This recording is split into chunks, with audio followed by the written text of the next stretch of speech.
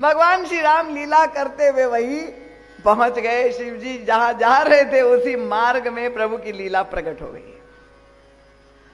और प्रभु की जो लीला प्रकट हो गई वो भी कोई साधारण लीला नहीं थी। वो स्वामी तुलसीदास जी कहते हैं क्योंकि श्री किशोरी जी की वियोग लीला चल रही थी और प्रभु व्याकुलता से अपनी प्रिया को खोज रहे थे। और प्रभु जब अभिनेता बनकर के मंचन करे तो और कोई नेता से तुलना, अभिनेता से तुलना हो सकती है? अमिताभ बच्चन या जो भी हो सब फेल हो जाएंगे। कामिन कै दीनता दिखाई, गोस्वामी तुलसीदास जी। प्रभु पूछ रहे लता वृक्षों से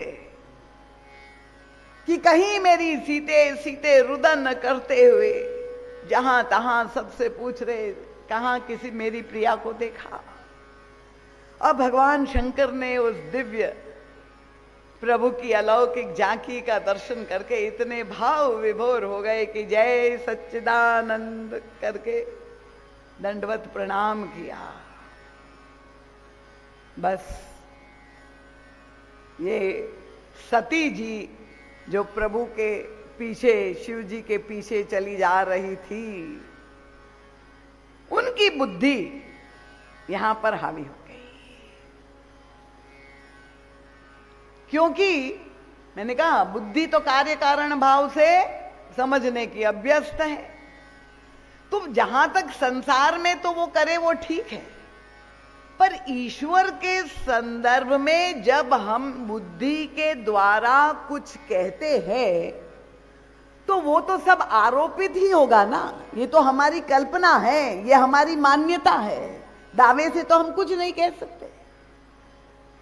अब प्रभु ने तो जय सच्चिदानंद शिव जी ने जैसे ही कहा तो सती जी की बुद्धि तर्क करने लगी। शिव जी ने कह दिया तो क्या हो गया?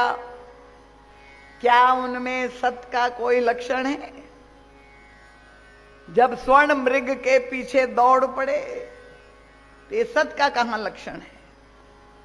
और उनको चेतन कैसे कहें जब जड़ वृक्षों से, लता वृक्षों से पूछ रहे हैं मेरी प्रिया सीता कहां है, तो कहां चेतन का लक्षण है? और आनंद का तो सवाल ही नहीं कि स्वयं रुदन कर रहे हैं, तो कहां पर आनंद है?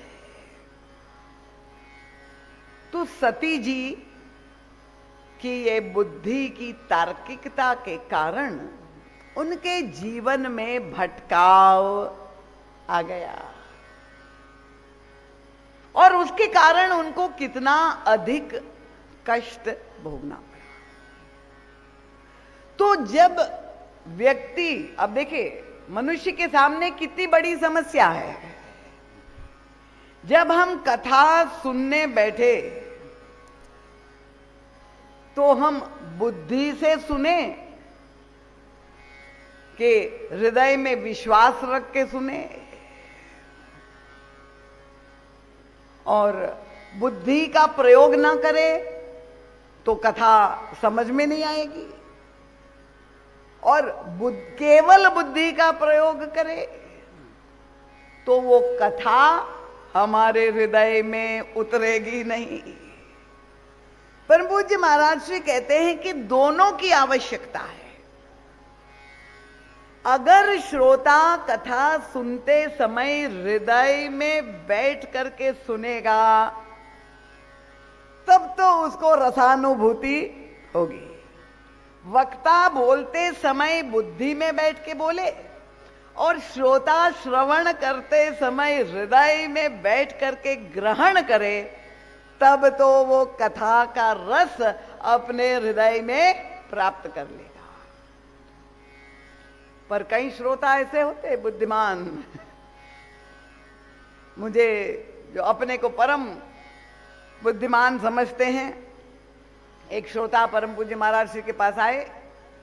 उनका महाराज श्री, मैं अभी अभी किसी वक्ता का नाम लेकर के बताया, 3 घंटे में उनकी कथा सुनकर के आया।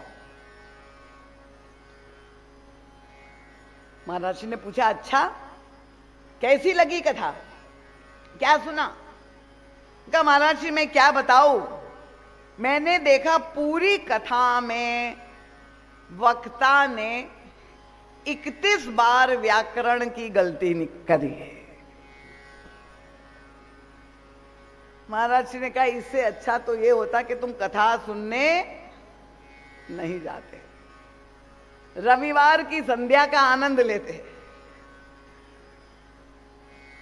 पर कथा में आकर के अपनी दूषित बुद्धि से अगर वक्ता में दोष दर्शन ही करना है,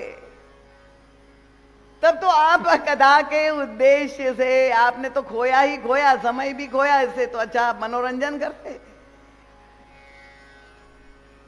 तो आवश्यक है कि हमें दोनों का प्रयोग करना चाहिए।